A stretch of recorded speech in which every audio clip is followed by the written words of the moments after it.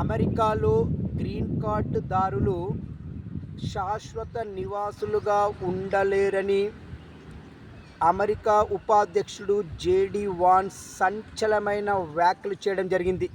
ఇప్పటికే అమెరికా అధ్యక్షుడు Trump అనుసరిస్తున్నటువంటి immigration విధానాలతో అతలాకుతలమవుతున్నటువంటి వలస వచ్చే వాళ్ళకి ఇప్పుడు జేడీ వాన్స్ మాట్లాడినటువంటి ఏవైతే మాటలు ఉన్నాయో అవి ఇంకా ఆందోళన కలిగిస్తున్నాయండి.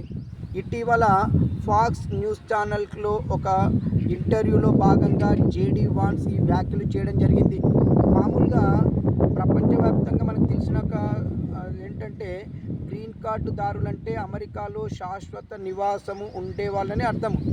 కానీ మరి ఇప్పుడు జేడీ వాన్స్ మాట్లాడినటువంటి మాటలతో అక్కడి గ్రీన్ కార్డుదారులలో ఆందోళనలు వ్యక్తమవుతున్నాయి. మరి ఏది ఏమైనా ఈ సమస్యకి వెంటనే పరిష్కారము చూపాలని చెప్పేసి నేను కోరుకుంటున్నాను. మీ అభిప్రాయాన్ని నాకు కామెంట్ రూపంలో తెలియజేయండి. ఇట్లు దినేష్ గంగసాని.